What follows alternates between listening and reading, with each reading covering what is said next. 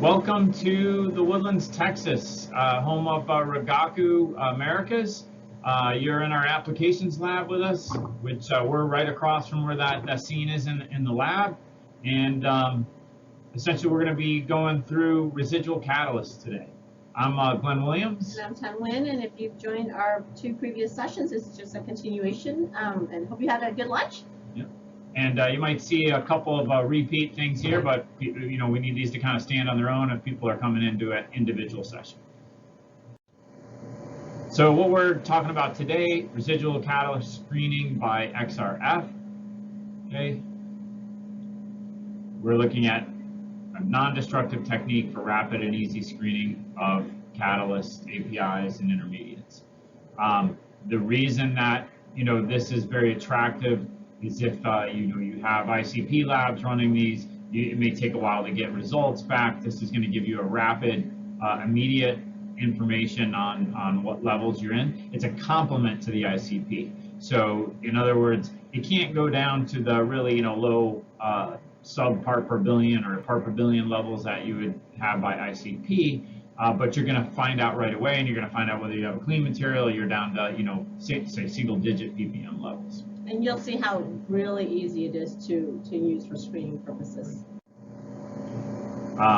There's a lot of different pharma applications for XRF, and what we had said in previous sessions is this is a technique that we both came from the pharmaceutical industry ourselves, and I wish I had had XRF in the labs that I have been before, just because there are so many uses and areas that I could have benefited from it before.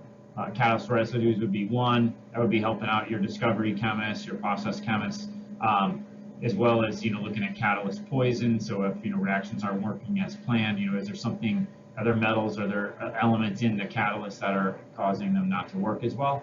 And then salt formation, conformation, so looking at carbon, nitrogen, and oxygen. We have another session on that. Look at all the sessions we have, go back. They'll be posted after this is done. So if you didn't see them, when they were actually streamed, you can go back in and watch them later. So just kind of wrapping up, there's metal catalyst residues, poison, impurities in the catalyst. We have a session we're looking at formulation, so how we can support formulation groups. And then, of course, the ICH Q3D, the heavy metals analysis, and then kind of a general category for contamination. But like what we're going to, like I said, focus on this is metal catalyst residue screening. So in terms of generating X-rays in a sample, how does this technique work? Well, essentially what we're doing is we have primary X-rays. So we have an X-ray tube, produces X-rays. If they're of sufficient energy, they will kick out the inner shell electrons of the elements in the sample. And that is kicked out as a photoelectron. It leaves an unstable state.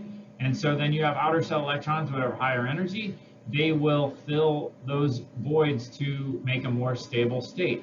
The difference in energy between that outer shell and the inner shell is lost as a fluorescent X-ray. And that's what we're going to use to characterize the wavelengths or energies of these fluorescent X-rays are specific to the elements that they're produced with, and the intensities are proportional to the concentration. So we use that and use the technique to determine the residual catalyst in your samples. So there are a wide variety of X-ray instruments that we carry, and there's a lot more that we can't seem to fit in this page, but we are going to distill it down so that you can understand which instrument could be catered to your specific application. But for the current application in pharma, these are the instruments that are being used, and they can be used for a lot of different varieties of applications. We have our fluor models that are the 4 kilowatt, the Primus 4, Primus 4i. This one is the tube above. Right behind us, right back here. Right, and then this one is the tube below, 4 kilowatt. And then also we have the Primus 3 Plus, which is a 3 kilowatt system. In addition, we also have our benchtop models, the Super Mini 200, and also our energy dispersive system, the Next DE. And we do see that all these instruments can be used for this application, for the catalyst screening. However, we're going to be focusing specifically on the next DE, which we think it could be widely used for this. It's very simple, very easy to use. Easy to set up, and we'll show you that. Right. Okay, so, as I said before, this is a good complement to ICP, and the idea of this is that, if you're using one of these catalyst metals in your reactions, and you need to clean that out before you continue on in your stepwise process, you want to make sure that you test that, and you get a rapid test to determine whether or not you need to recrystallize or do any other kind of, purification before you proceed on to another reaction. And traditionally maybe sending these off for ICP, or maybe you're not sending them because of the time constraint. That's where the benefit of having an instrument like this in your lab that you can use as a walk-up. It would be pre-calibrated, or you could calibrate them for your specific amounts of samples or whatever catalyst you're going to be looking for, and then you just walk up, put a little sample on, and you get a result within minutes. And it's been proven that it's comparable to the results you'd be getting from ICP down to certain levels, and depending on how much sample you're using. And the nice thing here too is that it's recoverable. So the sample you're putting in, you're normally putting in is as a loose powder, and then you can get that sample back after you're done. And when we say small amount, we're talking like 20, 30 milligrams. You really don't need that much. As long as you're calibrating to that amount, you'll be able to just check your unknowns after your synthesis is done. Exactly. Okay, so with Rigaku, we've developed this package called the PharmPAK, where it covers these 17 elements, ranging from the calibration ranges typically around maybe a couple of ppm all the way up to about 1,000 ppm. Because basically, again, we're using this for screening purposes. We're not trying to go all the way up high, because once you know it's high, your concentration is high, obviously you need to go back and purge it out. So you want to see how low it could go. And again, you can use these sample boards with a small amount, but we're going to show you later how there's a different way where you use these funnel cups specifically for the DE, where you just kind of weigh it in there and then just go. So you wouldn't need this sample board as much, but for our floor models, we can use it with this way. And it's just for walk-up systems. Any user could come up, weigh their sample, and analyze it, and then get your results right away. So, as we talked about, we can use these for just a really rapid test to verify that or what level you have in your sample, and decide whether or not you're going to purge it, or maybe you're going to, it's at a low level and you're going to have to submit it for ICP to verify, the really low levels. But you can do that, with the comfort that you're not going to be sending your ICP chemist a sample that's highly contaminated and that's going to crud up their system.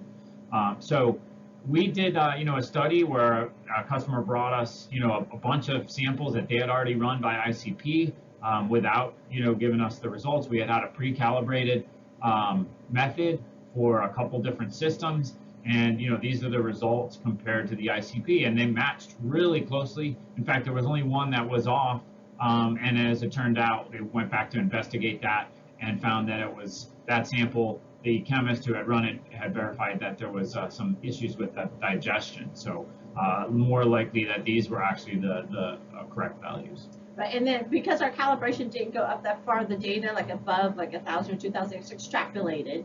So obviously it's above the level that you need to be. So then therefore this will indicate for you to go back and just purge it out and then reanalyze this as needed. And you can add standards to that method to go up to those levels, but it's kind of pointless. And then another way that we can test this is looking at your supernatant. So what was being washed, was that being washed out of it? We've demonstrated here that you could do this on an ultra carry. So we prepared standards down to, from 25 ppm to 0.5 ppm. All you would basically do is just drop about maximum 500 microliters in this middle pad here, dry it down, and then analyze it directly on our floor model. As you can see here, the results are very comparable to what the standard concentrations were. And you'll get similar results on this benchtop unit, which is why we're going to demonstrate that, because if there's a specific application like this that you want to do, and like that's the only thing that you think your lab will do, that system's really good, compact, pretty much plug and play to set it up and run. But keep in mind, all the other systems can do all of these as well. It just depends on how much flexibility, versatility you want that system to have. So at this point, what we wanted to do is just give you a little demonstration, a real short demonstration in the lab on how we prepare samples and set them up to run. In front of our next DE system, you can see here the small footprint that we have. When you push that button, you open up the lid and you'll be able to see our 10 position turret. Okay, inside we have this funnel shaped cup, and then you'll just weigh it directly into the cup. Once you do, you put it into the system, shut the door, and you'll be able to analyze. But before we do that, we're going to show you how easy it is to prepare the sample.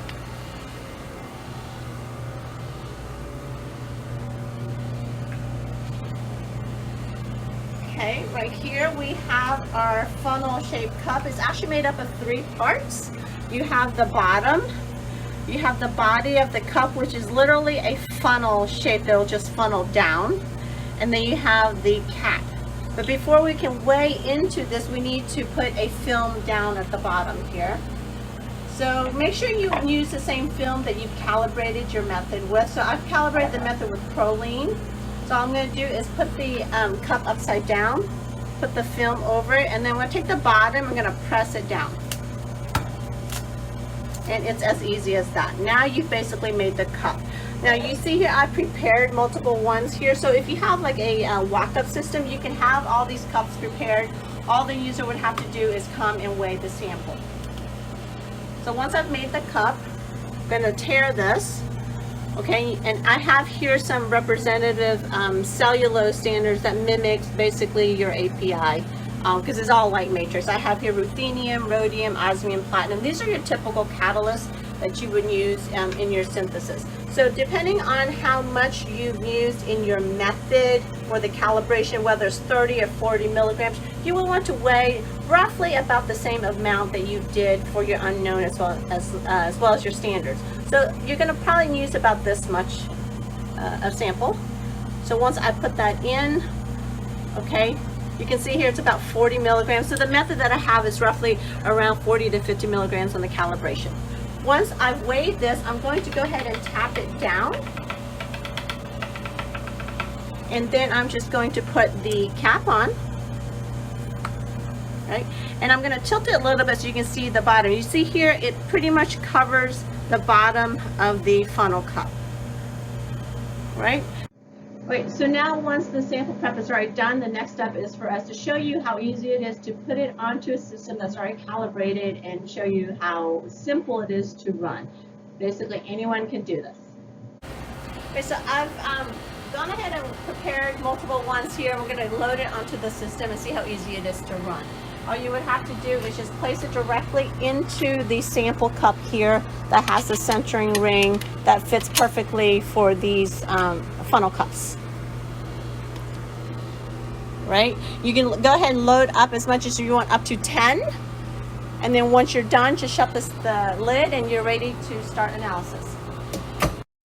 To your software, where you have this easy analysis screen, you would just click on where you place your samples and then select the method for the elements of interest that you're using, and then you would just go ahead and just type in the name.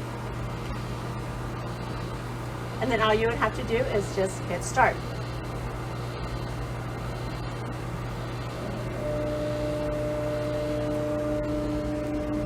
And while it's going, you can see here the progress of the time for the method and when it would be done. Okay, once the results are done, I'm just going to click here on the result display. This screen pops up here, and we're actually right on the sample here that I just ran. It was a 10 ppm, and it's giving me an 11.3 ppm result as the output. So it is fairly simple. You can add more samples in. To continue on, just click the position, click the method that you would need, give it a name, and hit start. And it's as simple as that. And once you are done, you go ahead and take your sample out and recover it because it is in a funnel cup. And you can see here it is still a loose powder. You can pour it back, recover it back, and use it for other purposes. Well, I hope you found that informative. If you had more questions, please feel free to reach out to Thanh, and she'll answer all your questions. But if you wanted to actually have more interaction with us, have a Zoom meeting just with us, with your group, or to get even samples of your own to see, you know, would this work for you, or what system might be most appropriate to try for this.